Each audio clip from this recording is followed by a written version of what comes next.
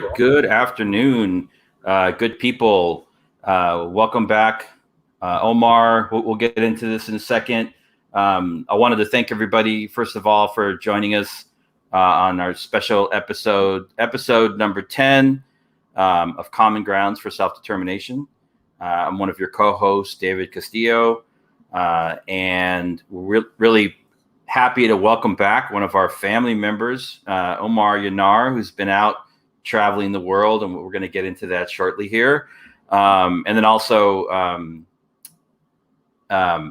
wanted to just call out that Dr. Cole is not here today, and so we look forward to him coming back next week. And wanted to thank him for all of his support in getting this show up and running and teaching us the 101 of how to stream live. Doing a live stream, just for people that know, is much more difficult than like recording a podcast, editing it down, and then saying like it'll be released at Friday at 3 p.m.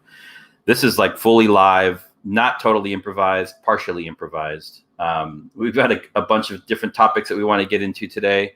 So if you're live watching us right now, make sure to like on whatever platform that you're on, and also and share this with your networks, folks that are interested in these topics.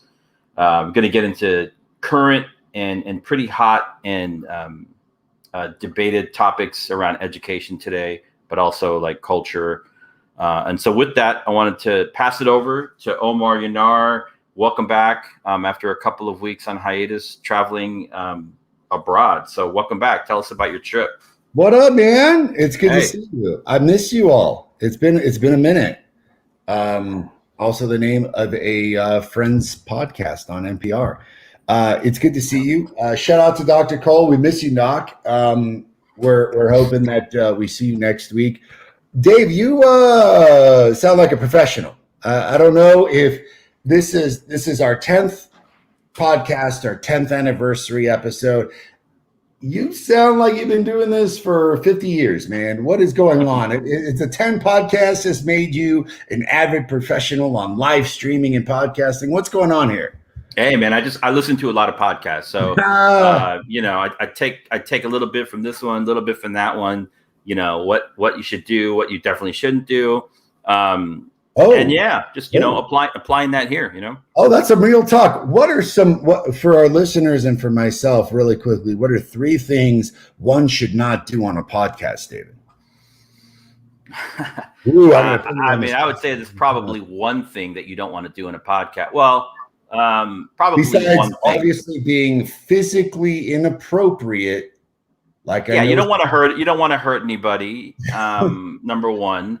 I think the big role. Are people clubbing each other and shit? Man, they're doing all kinds of weird stuff. This is a golden rule that I learned years ago, and I always go back to education. Through some of my training as a school principal and a school leader and a systems leader. Part of the work that we do is you have to manage public relations, right? And so if you're running a school, if you're running a system, you're going to make a decision. You're going to take an action. You're going to do something on a podcast. Are you comfortable with that being on the front page of the newspaper tomorrow morning? If you're good with it, go for it. If you're not, think twice. So that's the golden rule for me. I definitely thought you were going to go in a different direction. I feel you, man. As a fellow organizational leader and school leader, one of the recommendations we make is, do you want to see this on the front news? But I definitely thought you were going to go in the direction of don't go beating people up on a live stream. And I kind of thought that was sort of a given, an assumption, but who knows, man? We're getting out of the pandemic. People going nuts. People going crazy. Nuts, man. Maybe people just straight up being like, I'm going to beat someone up on a podcast, even though you can't see it. Exactly. It's basically Adam Sandler's beating of a janitor for those who are 40 and over. For those who are 40 and under, I apologize. I'm making references that you simply don't understand. See Adam Sandler's album from the 1990s. That's a good rule of thumb. You got 2 more rules of podcast. I'm learning That's it. Rule number 1. Rule number 1 is rule number 2. And rule number 1 is rule number 3. That's it, man. Yeah. So You know tell us what? about your European Ooh, your all about it. European trip. Like where, like, just curious to hear about like where you went. It's interesting. I mean, like I've been to Europe several times. I was the first person in my family to like travel abroad. Wow. My parents never been to Europe. My brothers and sisters, they had, but after me, so I was the first one, in my family, my whole lineage to get Whoa. on a plane, and I was doing some research in I Amsterdam. mean, I brother, was doing. your last name is Castillo, I know. meaning that I was. you've got Spaniard roots that you Yep. can't deny. Castillo, come on, man. Absolutely, man. In Yeah, the yeah. castles in Mexico, compadre, Mhm. you were the first one to go.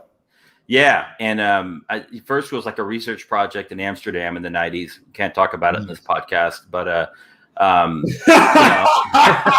guess rule number 1 meets rule number 3 and rule number 2, everybody. right, yeah. But spent a lot of time in France, in the south of France, in Paris. Wow. Got Okay. some friends over there and some family actually. But I've never been to Spain. But I want to hear, and that's my next trip because I got to go back and explore the roots of my last name. In lineage, trace it back to like northern Spain, all the way through the Mediterranean. Man, I got a funny ass story about Spain, and I'm happy to talk about what's going on. You definitely are much more of a traveler than I am. I got the travel bug back in school. I studied abroad in South America.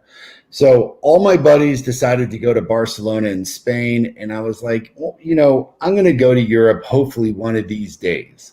And I said to myself that at 21 years of age, and was like, I'm going to get to Europe like sooner than later, giving myself the old college try.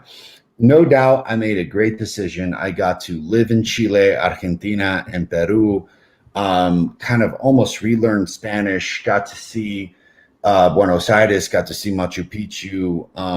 I think that I learned a whole lot about myself just having this like very privileged experience of being able to travel abroad. So privilege meets reality for all of our listeners. I graduated from college, went to education, became a teacher, and we can't afford shit.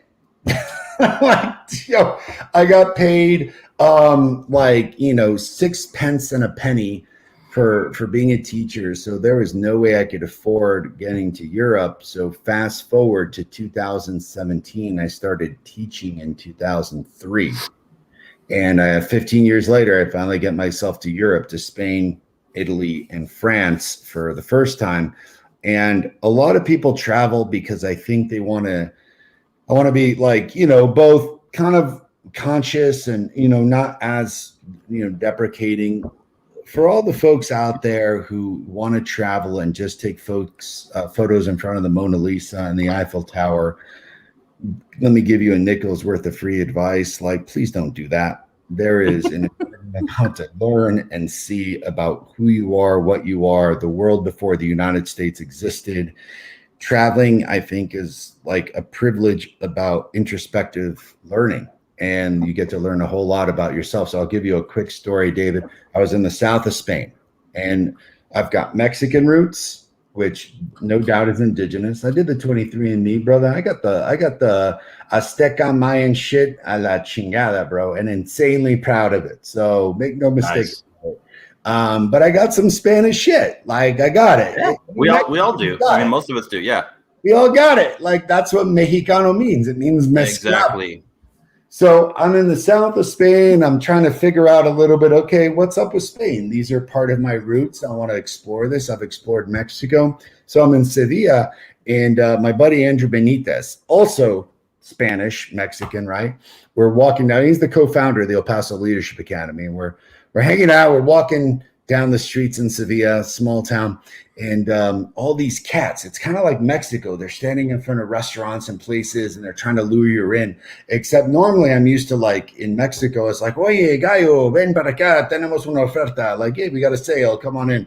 Here in the south of Spain, they were like looking at us kind of like leering at us is a better word, man. For those of us listening, leering is a word meaning staring for a weird amount of time. And they looked at us and they were like raising the eyebrow, looking at us. ¿Quieres jamón?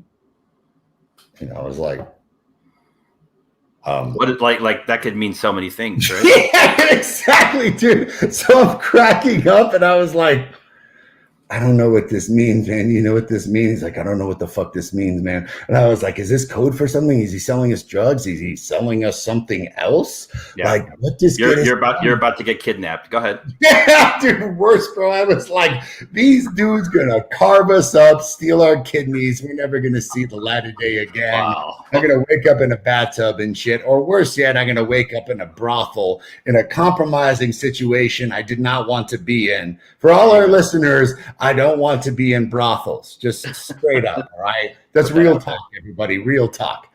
So, yo, this happens 6 more times on the way to the tapas place, David. It's like, ¿quieres jamón?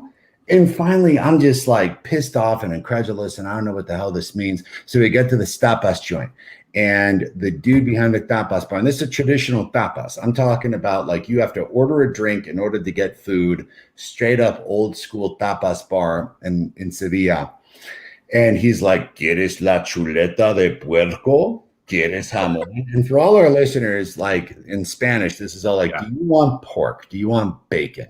And jamón can be translated to ham, pork, bacon. It's kind of a synonymous thing. Like they're offering us pork, but it sounded weird as fuck.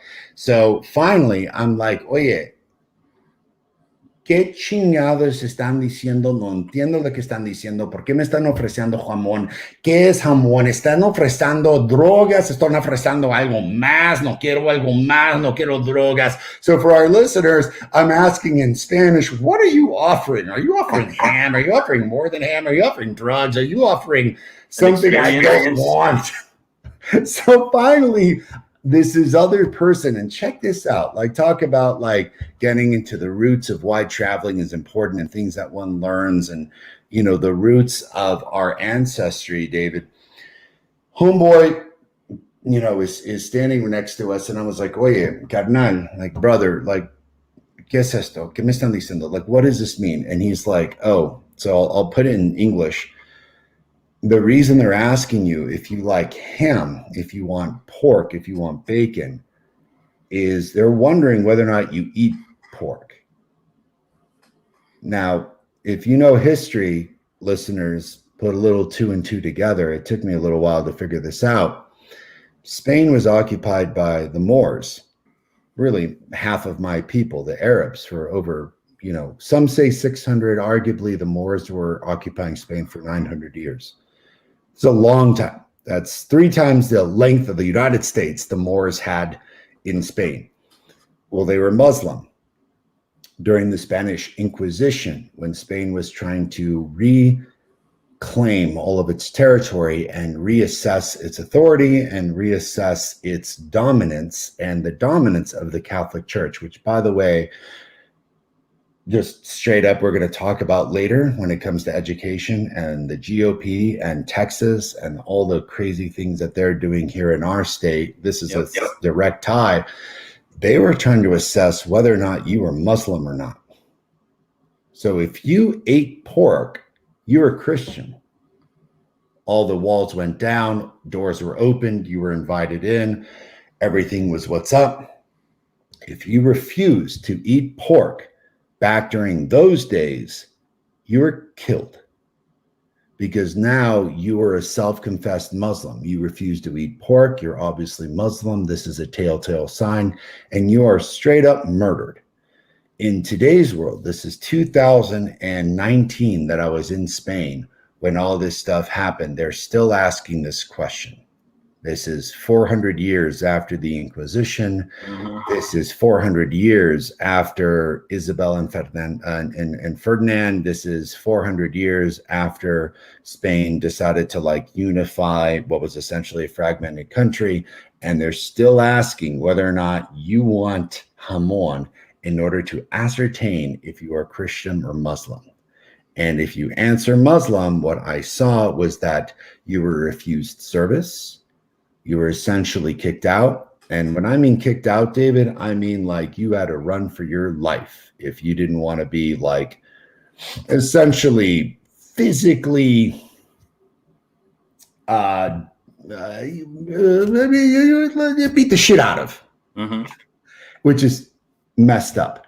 So, you know, to our listeners and everything else, traveling becomes an exploration, a privilege. Like make no lie, like it's a privilege to travel. It's crazy privilege. I ain't making any kind of, you know, assessment that it's not insane privilege to be able to go to Europe and all these other places. But you find out a lot, and you find out things that you hadn't really realized before. So for all of our listeners, like it's if you ever have a chance to get out of the United States, check it out, because there's a whole world out there, and it can teach you a whole lot about your ancestry, why people do the things they do, because in that one moment you could ascertain the 300 years of Spanish colonialism, their treatment of Mexicans, their treatment of the indigenous people, and essentially like their treatment of indigenous peoples. Spaniards helped create Mexicans. That's who we are. We are the mix of indigenous people and Spaniards. But you will see why Mexico revolted after 300 years of Spanish rule, after 15 minutes of jamón in southern Spain. So yeah, that's my quick story. I did not visit Spain this time. I was in Eastern Europe, which is another story. But I want to ask about you, and I want to ask about our guests. I've heard we had some badass guests. I heard we are on episode 10. I missed a lot of episodes. David, what have I missed? What's been going on? Yeah, well, I want to double down just briefly on your travel experience. I think what a lot of people, what is not very well recognized, is that for mestizo, Mexicano, Americano, Chicano, Centroamericanos, when you actually look at the average, whatever it's called, 23andMe, like, plot to see where our DNA comes from, a lot of that stems from not just, we're getting some echo from you, Omar. You got headphones you can put in? Yeah, absolutely. Will you let me go off camera for just 2 minutes, and I will. Great. Let's just wait. Oh, sorry, I was on mute. I will plug in. In fact, I'm on mute, so I don't know why I'm getting an echo, but I will get some headphones. Give me a minute. I'll just mute you until you get headphones. It's fine. Working out the kinks here.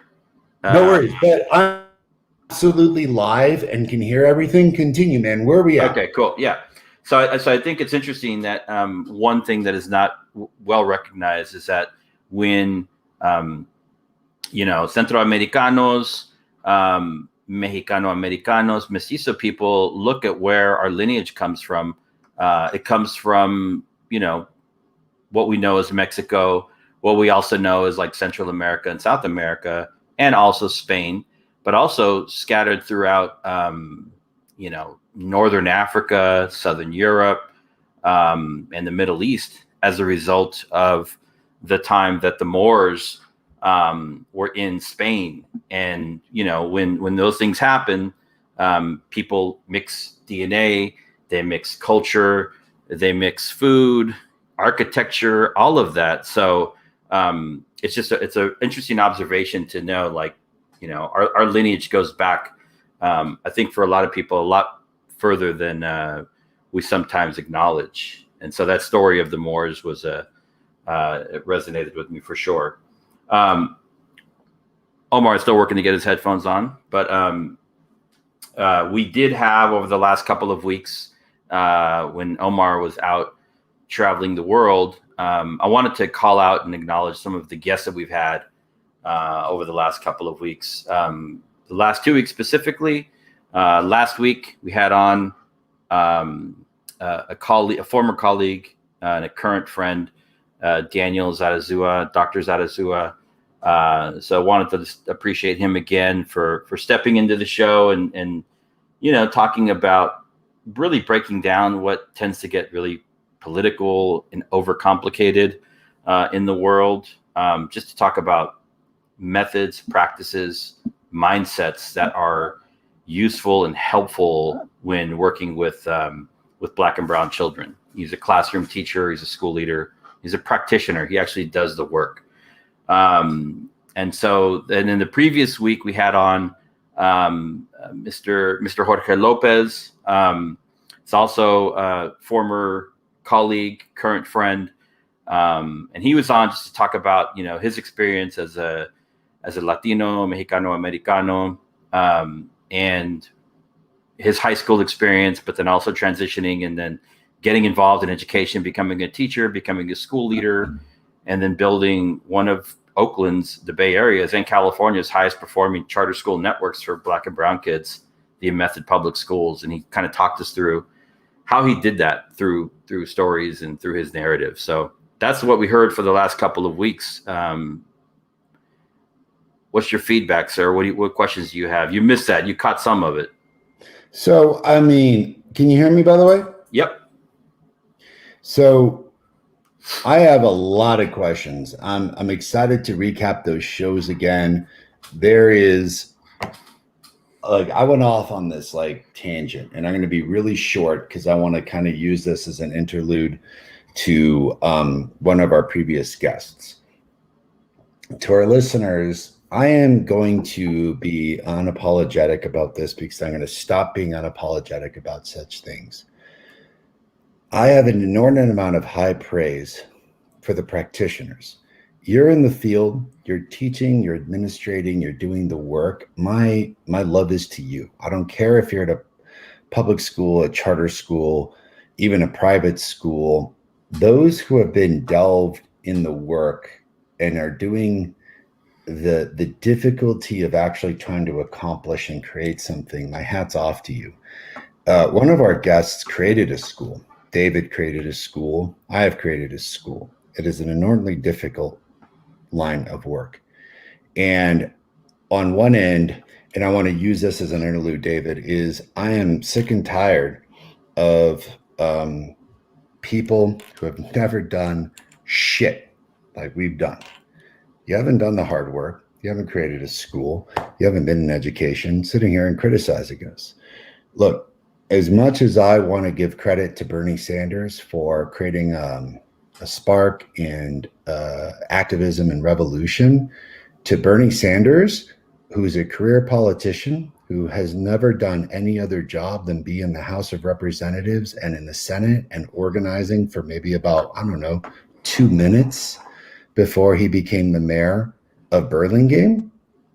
Who the fuck are you to criticize what we are doing and the work we're doing and the school choice moment and public school because you haven't had a minute in this world and have done this hard work? So I got to give a lot of credit to Bernie for starting a beautiful movement, but don't for a second think that Bernie Sanders knows what the hell he's talking about when it comes to education. Ask the real cats, like our previous guest. Ask David. So I want to ask David, we're getting a lot of backlash when it comes to the school choice moment from Bernie, from Elizabeth Warren. These are people that should be supporting us. These are people that should be backing us up. These are people who should believe in the Black and brown moment and the movement that we're trying to do. So what I want to do is ask you, David, just before we get our show started, help kind of bridge the conversations we've had with our previous guests who have done the work, who you have done the work, with this kind of critical choice moment that we're having in today's world, where folks like us are under attack for trying to do well by Black and brown. So it's kind of like, Tell me what happened.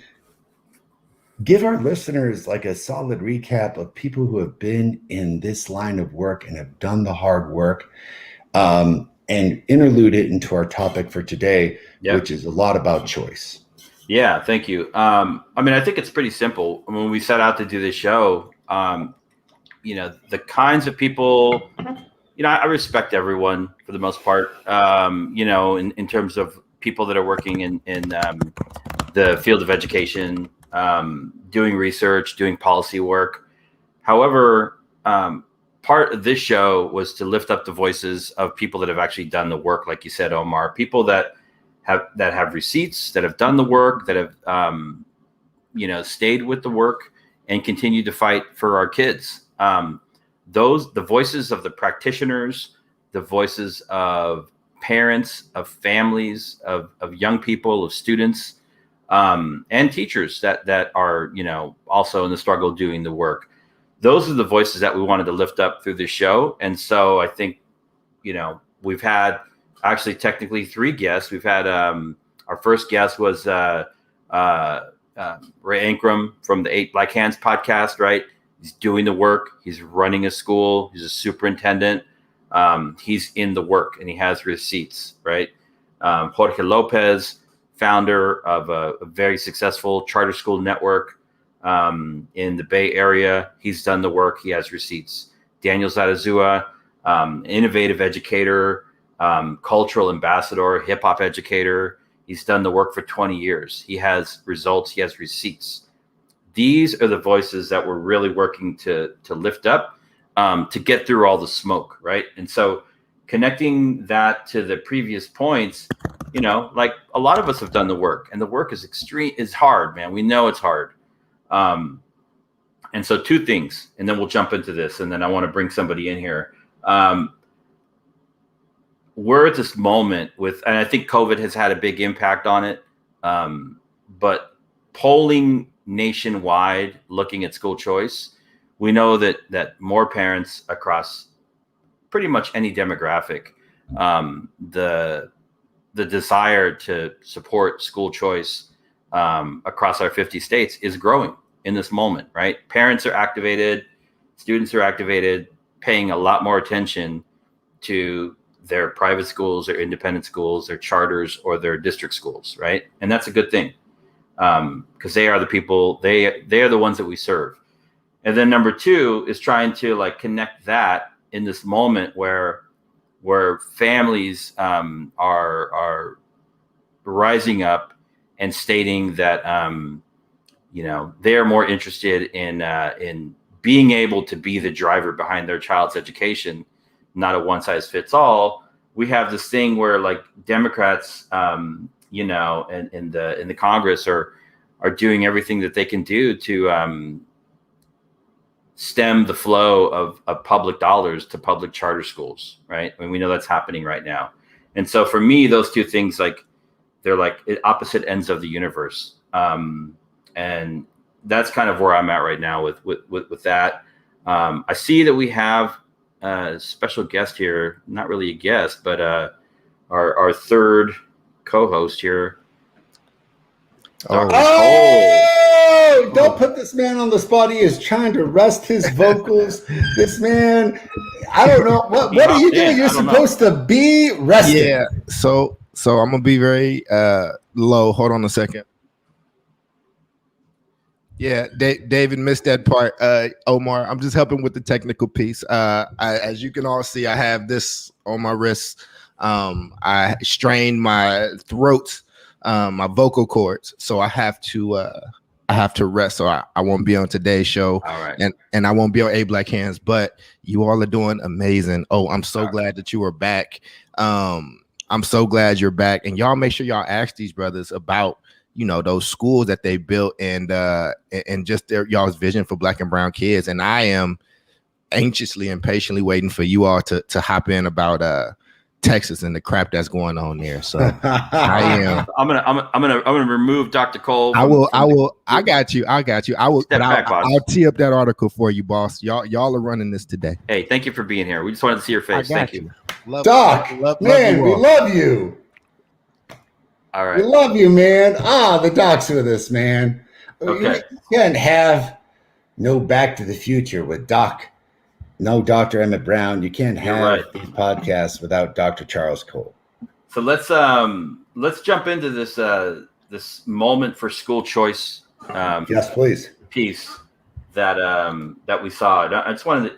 I mean, you're running a school system that's actually growing, right? In El Paso, Texas. Very much so. And so the American Federation for Children just put out some new polling data, and we can get into the details, but essentially it shows that 74% of voters support school choice. The numbers for school choice across demographics are generally even, and a little bit higher around party identification for Republicans, but like basically 70% Democrat, 83% Republican. So not like a huge jump there. And so, I wanted to get your take on that. Like a lot of it probably has to do with the pandemic and the school closures, and then a whole bunch of other movements that have happened. So what is your take on that? I mean, the families that attend your schools, they choose to attend those schools, right? Yeah, I want to go in three different directions. Let me answer you directly before I start getting into tangents. Yep. David, these numbers don't surprise me. Do they surprise you? No, they don't. Come on. Look, this doesn't surprise anybody because when parents have realized, exactly, Toya, numbers don't lie. And Toya, thanks for being with us. You got all the receipts. Thank you. And thank you, Toya. Thank you for joining us. Thank you, William. And William, man, thank you for being always loyal to the show. We hear you. I want to get more into what you're talking about a little bit later with Democrats and money and everything else, because I could talk for hours about that. Yep. The first is that numbers don't lie, as Toya just said. And what is going on is that parents, how logical is this? There's nothing illogical about the fact that when parents have been faced with a scenario, David, I've asked my parents straight up, survey style. I've got hundreds, if not thousands of parents now. And just raw ask questions. What did you learn in high school? What was the high school experience to you? David, 99% of my parents say they didn't learn shit in high school. They didn't, I'm not lying. And I wish that was the actual survey result. But when I surveyed, you learned an immense amount, you learned a decent amount, you learned a moderate amount, you learned a relatively small amount. I felt like I did not learn a lot. You had over 99% basically say, I don't know what I learned in high school. Yeah. I don't remember what I learned. Yeah. It was fun. But when I ask parents anecdotally, those same parents, what did you learn in high school? I didn't learn shit. Exactly. So when you have these survey results, David, that are basically assessing parents and determining whether or not they are advocates of school choice, of course they're advocates for school. Did the school that they went to work out for them?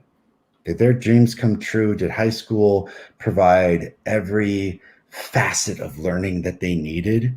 And the answer always is invariably no. So when people talk about we need to stop promoting school choice and we start giving money back to the public schools, I'm like, what have the public schools done for our kids for the last 100 years? If you got money and privilege, your kids aren't going to public schools. So who are you to talk? You can't talk. Our ex-Secretary of Education didn't go to a public school in her entire life. So, and that's who's leading education in this country. And granted, look, she was a school choice advocate, but I'm going to call her out the same way I'm going to call Bernie Sanders and Elizabeth Warren out, which is to say, your microcosm of how you interpret education is not what the people want. If you're going to serve the public, if you're going to serve the people, then why are you ignoring the people? And you know why? Because William Conrad's got it right. Because you are part and parcel bought and sold by the teacher unions. Straight up. I'm talking to you, Elizabeth Warren. I'm talking to you, Bernie Sanders. I'm talking to Mary Gonzalez here in El Paso.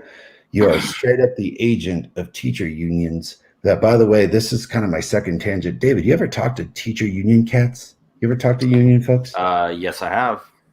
What is there? Talk to me a little bit about that, because I think this goes directly into the statistic and directly into the discussion of school choice. When you talk to them about charter schools and such, what is their usual rhetoric? I mean, the rhetoric is that charter schools cream the highest performing kids. Charter schools divert public money from districts. Charter schools do not enroll like special education kids. They over discipline. Some of that's true, right? A little bit, but I think essentially what you hear are mostly like unfounded or like messages that they're not interested in hearing because they're like student oriented as opposed to like more like adult employee jobs oriented. Yeah. It's a different mindset. It's a different focus. I mean, I've met with many both locally in Oakland, in the Bay Area, in California as a statewide system. And the orientation is not to students, is not to families, it's to their dues paying members. And that's totally logical. You have to understand what it is that you're looking at and what we're dealing with. And then adjust your expectations to their behaviors as a result of that. Because there's not a whole lot of talk around outcomes for children. Very little. So yeah. There isn't. And look, I was having a recent conversation with some union cats here in El Paso. And what I want to kind of discuss is this is not a black and white issue. Like, I'm a believer in the UFIL, the CIO, the UFL. Like, I'm a believer in unions, right? Like, always have been. I'm a believer in organized work and organized labor and organized movements. Hell, my professor was Marshall Gans. Like, you don't get more labor-driven organizing other than like Saul Alinsky. Yeah, let me throw this in here real quick because I think this gets thrown out a lot about me in different spaces about my criticism of the structures of public education and the overbearing influence that teachers union have that they have. I've been part of a teachers union. I've been part of like a grocery workers union. I've been part of several unions, right? My parents were farm workers, right? In South Texas, when the UFW, United Farm Workers, was first starting to get its footing. And my parents, they actually benefited from a lot of the work that happened via labor, for agricultural workers in Texas, California, pretty much all across the U.S. Where you have agriculture. And so my family benefited from that. My parents benefited from collective bargaining, from union organizing, 100%. But what we're talking about is a difference between like, they say it's unskilled, whatever. We're talking about like individuals that work for private companies deserve some kind of protection, especially if they're like, it's like low skilled labor, right? Like farm work. What we're talking about now are high skilled, highly credentialed, highly certificated individuals that feel like they need union collective bargaining protection from our government. That's very different, my friend. Keep going. Why do you feel like it's such a difference? I mean, I think if you feel like you need protection from your government, that's a whole different level. That's a different conversation, right? I think there is a very clear difference between a corporate boss versus in our world, who's the boss? It's the superintendent. Well, the superintendent works for the government. They're a public employee. And so are all teachers, right? Yeah. And so I think, and then with the whole thing with police unions and everything that's happening with the police, wanting to like say like, oh, police unions aren't really unions. They're unions. They work the same way. They protect employees. And in this case, police unions are protecting and their employees from prosecution for violating the civil human life rights of people, right? That's also very different, but they employ the same tactics. And so that's what I'm going to say. No, I mean, preach. You just nailed it on the head. Look, the AFL-CIO has been an organization that has been actively doing the hard work for over like 70 years. Yep. teacher unions at one time were extraordinarily important, in my opinion, because of labor laws and overworking. Look, we got the Equal Rights Opportunity Commission. We've got, like the EEOC at this point. Like, we've Yep. got so many protections. And I got to ask my labor brothers in education, like, what benefit are you providing for kids? And they'll mention the LA riots. Well, not the LA riots, the LA strike. They'll mention the Chicago strike, the Denver strike. And I'm like, yo, I'm with you. When things go awry, organized movements are important. Did you organize that whole thing? Because I know five other nonprofits that are organizing in Denver alone. I know 10 others that were organizing in Chicago alone. And it's like, when you've got your priorities set on teachers and not kids, I've got some major beef. And what I see unions doing in today's world of education is supporting political candidates that are just going to like mark the ticket and go against school choice, because it's not just the same rhetorical stuff that I hear, David, about like, well, you cherry pick kids and you don't take sped kids, which is like, at least in my organization, is, like straight up horseshit. And then I tell them what we're doing, and they're like, oh, you're one of the good ones. And I'm like, tell me about the good public schools. Yeah, you're one of the. That's a good way. That's a good divide and conquer strategy. Yeah, oh, you're one of the good charter schools. Oh, you're one of the good ones. And I'm like, okay, word. Tell me about them good public schools, the ones that haven't been failing our fucking kids for 70 years. El Paso school districts are graduating our kids at an 8th grade reading level from high school. Less than 16% of our kids are college level. So tell me about the good ones again. Tell me about them good ones. Fabens ISD just got an F on their financial rating because of financial malfeasance. Tell me about the good ones again. Yeah. A Socorro Independent School District here in El Paso, their superintendent just got fired for educational fraud, y'all.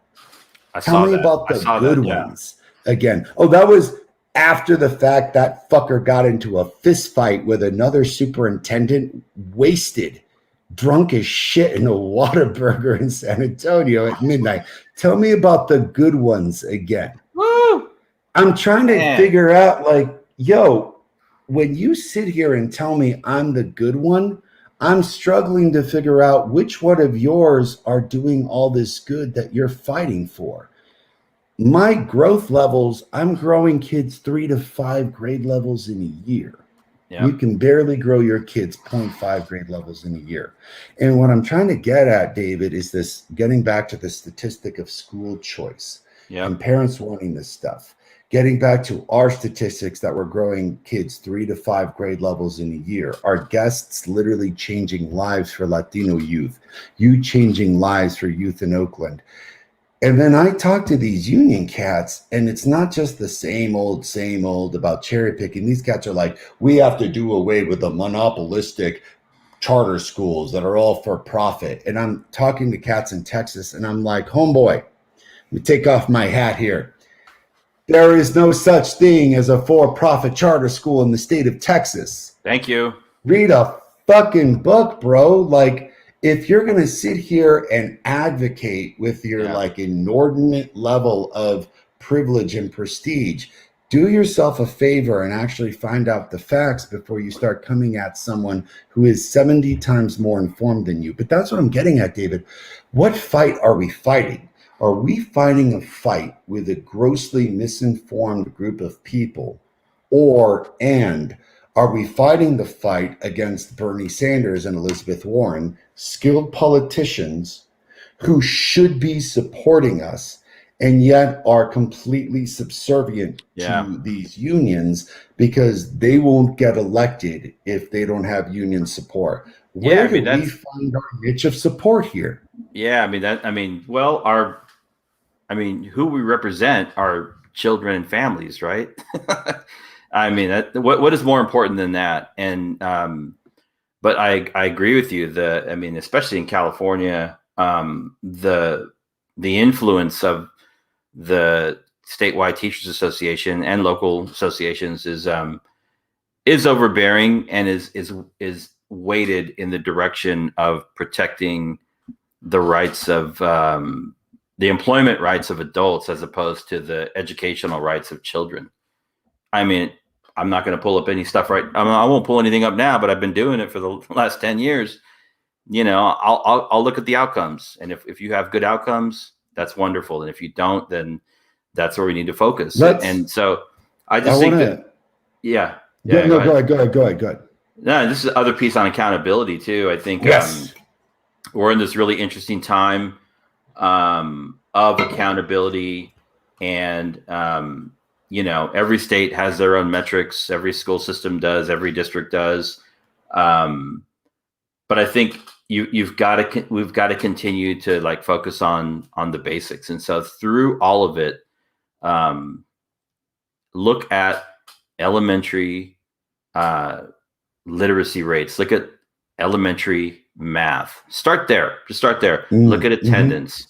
Look at school discipline. Right. This is not very complicated because there are a whole lot of people out there, and with this, I think with COVID and the return to schools and people's efforts to rethink education, I think we've got to get back to the basics, because we can rethink, but if Black and brown children are still vastly underperforming compared to their peers in schools, we have not solved the problem, right? And so, you know, I prefer to focus the energy there as opposed to, like, you know, if we can do both, great. We can rethink education. We have to, because the world is different now, but we have to remain steadfast and focused on some basic core indicators before we move on to the fancier things. That's a hell of a transition, and a perfect transition, because I got to ask about what's going on in Califas. I want to just punch that point, which is that there are those of us in the field, listeners that we have, that are literally just doing the work, that we are in the field. We are literally trying to make radical differentiations in education nationally, while at the same time, obviously doing it by changing the small things in our kids' lives. Can we get above a 95% attendance rate? Can we get our literacy levels above, you know, the national level, if not way above that? Can we get our math literacy levels up? And we're doing that work. We've done it. We've had to perform miracles, and then we get, you know, blasted when we do it. Blasted, straight blasted. And, you know, we don't do this work to be congratulated. We do this work to make systemic change, and we don't need no congratulations, but we're thankful for all the appreciation from our listeners. This is what angers me. What is going on in Califas? So we're talking about expectations. We're talking about certifications. What's going on with kids and teachers in Califas right now? You just sent me some articles that I read through, and I was like, yo, what's up? Yep. I mean, I think this goes back to, and this is all very current. I think Dr. Cole raised the issue last week or the week before. We're talking about an assessment in California that, is no longer assessment, called the California High School Exit Exam, the CASE, which measured student proficiency and their basic core competency, or mastery to be able to graduate from high school. You take it in the 10th grade. If you don't pass it, you can take it the 11th and then the 12th, like two or three times a year. We got the same thing in Texas. Yeah. Well, California got rid of it because not enough Black and brown kids were passing it. So what do? Just stop collecting the data, right?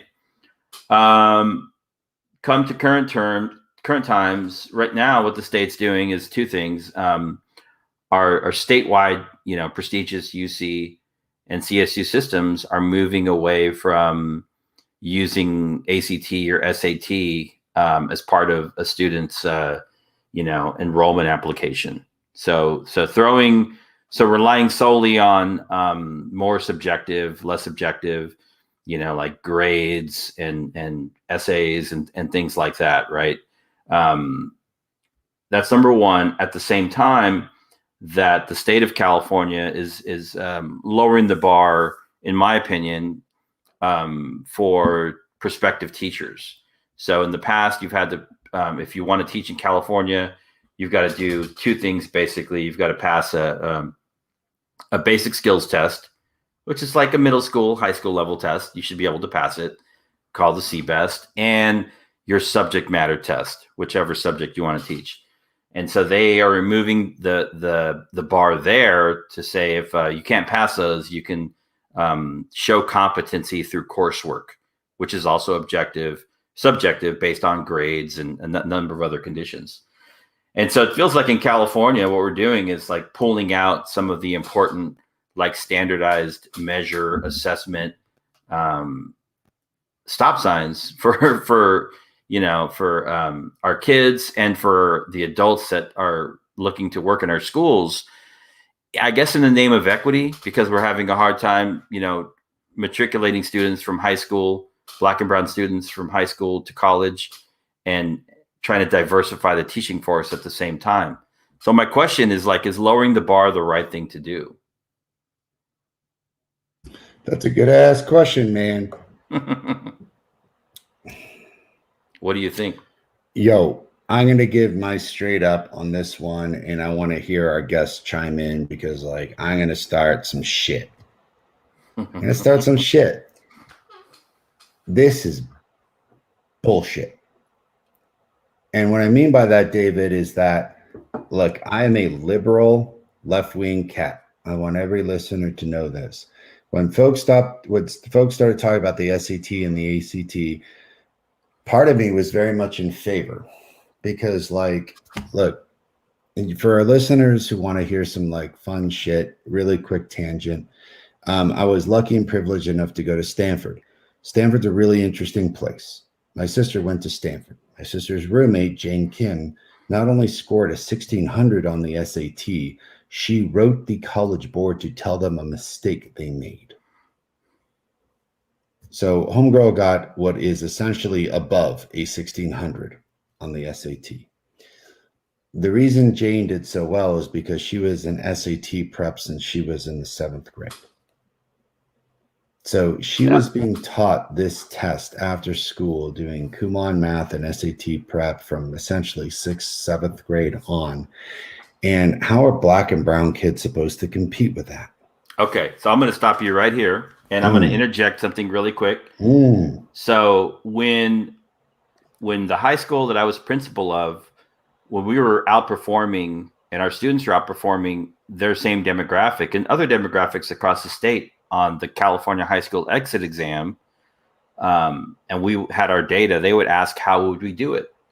Well, we essentially did what you're talking about, but we did it within the context of the school. So we integrated the curriculum into our math programs, our ELA, and then we didn't offer back then. We just said you have to come to after school KC prep, California high school exit exam prep classes. And we did that for 6 weeks before they took the class. Right. And so I think we, as a charter school, we figured out how to do it on public money when we were probably getting like $6,000 a kid. Ridiculous, to offer these preparation classes for kids in the school for free to them. So it's not a way, it's a will. Go ahead. No, I agree with you. But look, this is the tangent that I want to go down, David, is that first, that's a microcosm. You did it. That's great. I'm doing it in our high school with ACT prep. That's great. Is that the standard for all them Black and brown kids across the country, or kids in Baltimore getting ACT and SAT prep? No. Do I think that they should? Sure. Do I think that becomes the end all be all? I think what we've done is game a system. So yeah, part of me is why are we doing all this ACT, SAT stuff if kids are able to game the system? If Jane Kim in Cerritos, California can game the system and get a 1600, what hope does, Andrew Benitez in El Paso have and Omar Yanat have in El Paso? And what hope does, Argelio Gutierrez have in Baltimore? So what what I get at is that I think that the ACT and ACT has become a game, but like Miss Hamilton just wrote in on something, because I'm with you on this one, is that Yeah. if we're not teaching not just basic skills, but creating a trajectory of allowing students to demonstrate some level of mastery, and we keep lowering the bar and lowering the bar and lowering the bar, who is holding any of these folks accountable to the high expectations they're going to need to not get manipulated in this world?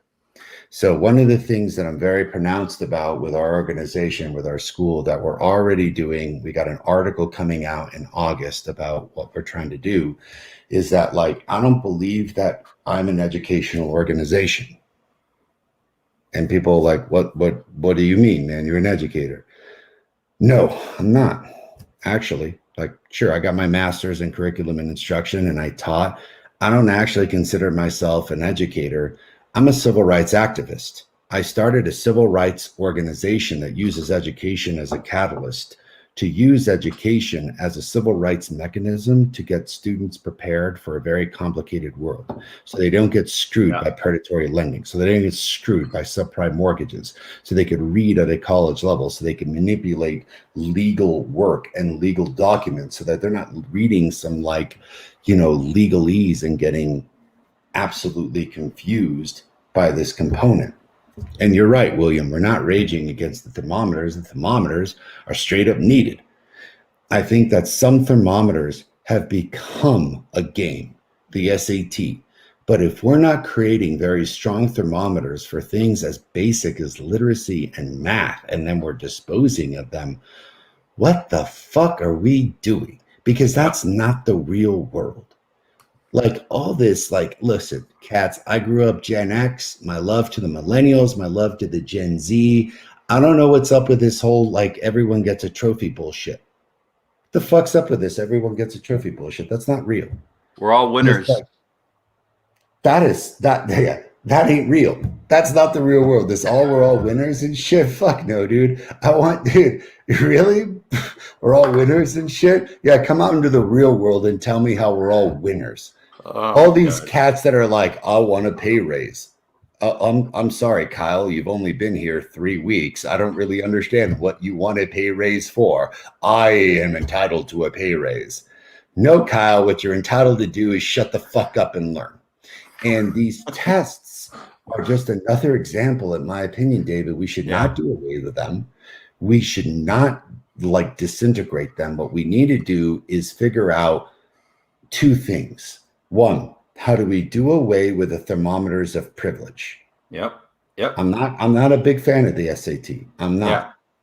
Yeah. I'm not either. So keep going. Yeah. How do we integrate better thermometers of real life skill sets that are going to make kids accountable and prepared for the real world that we as educators, every educator, every public school, can instill in our children? And this is the shit that I have with Texas. You're sitting here talking to me about beef over the Alamo and, like, critical race theory, and you can't even get, like, these proper skill sets right? Come on, Texas. Come on, Texas. My God. So, I mean, man, you just poked the bear on Texas and CRT. We're going to have to get to that in our next episode, because that's a huge one. But I think what I heard you saying, and I agree with, like, the SAT is not perfect. The teacher examinations are not perfect. That's fine. Let's make them better. But in the meantime, what are we going to do? Right? You can't just, like, stop collecting information and then plan to create some kind of new framework or assessment. And oftentimes we see, like, let's throw that out. What are you going to do in the absence? And, like, we don't know. Well, that's not okay either, right?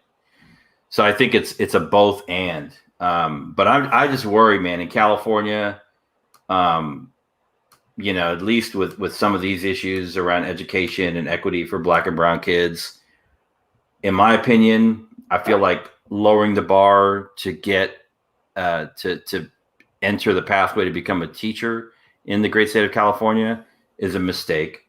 And I also feel like, removing the standardized measures for college entrance is a mistake in the absence of ensuring that these kids are actually ready for college.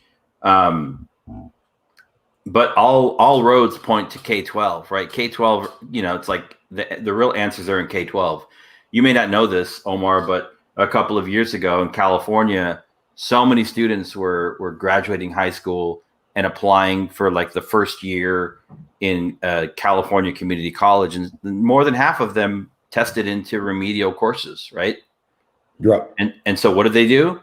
They just got rid of the remedial courses. And I'm like, they didn't do anything different. They're like, we're just going to put you back into the 101 level courses. And I don't understand that mindset of like, the data is not good. You have to be able to look at hard data and take action on it, and not just like erase it, because then you're not solving the problem. Right. Exactly. And look, I think people's hearts are sort of, I want to give a little bit of credence because I think sometimes people's hearts are in the right place. It's like Black and brown kids have been disparaged by these tests and these situations for far too long, but you're not treating the root cause. Yep, that's it. What you're doing is essentially looking at this like, ancillary consequence of a root cause and not addressing it, because you get rid of the remedial courses, which, by the way, like, man, those suck, because too many Chicano kids and Black kids get stuck in those courses and are paying for them. They don't get college credit. They don't move on. But the answer isn't to get rid of remedial courses. The answer isn't to get rid of the quiz. The answer is to, like, I don't know, better prepare kids in their schools. How about that? Exceptional work. And the problem is that, like, this goes back to the reason that we started this podcast in beginning, is that I think educational culture is fucking booty. It is dog shit. It is awful. Don't tell me you got a good ass culture. Don't. You got no culture. Straight up. Like, yep. Whatever you're doing in your school is not promoting kids in a positive way. It is certainly not promoting kids in an educational way. And you can have both. This is why we started the podcast. There are solutions to this. This is why we talk about it. But then what happens ultimately is two things. One, we actually do it, you and I, and then we got Bernie Sanders and Elizabeth Warren blasting us. So, like, straight up, like, hey, listen, Bernie, you ain't had a real job. I'll put you on blast all day, homeboy. I think they both went to private school too. Yeah. Look, 80 years old, Bernie, shut the fuck up. Like, shut the fuck up, Bernie. You and your no job ass having self, mayor of a town, then representative. Look up his shit. That dude's ain't never had a real job. Shut the fuck up, Bernie. When you taught, when you came into the school system, when you started schools, when you decided to change education, then you have a right to judge. But until you've actually done what David and I have done, shut the fuck up and let the adults talk. But that's the problem, is that you and I need to have this voice. Dr. Cole needs to have this voice. Our listeners need to have this voice, because ultimately, yes, it isn't just about money, listeners. It's about those of us getting together who know common sense about what we should do in education and define the people with money to have voice to simply say, no, we shouldn't get rid of remedial courses. No, we shouldn't get rid of these, like, basic standardized tests. Hey, maybe we should solve these problems. And maybe, just maybe, you should be listening to those of us that have done the work to reform our educational patterns so we solve the root issue and not keep stripping these Band-Aids off a scenario or putting Band-Aids on an open wound. And, like, those are my 2 cents, and I'm sticking by it.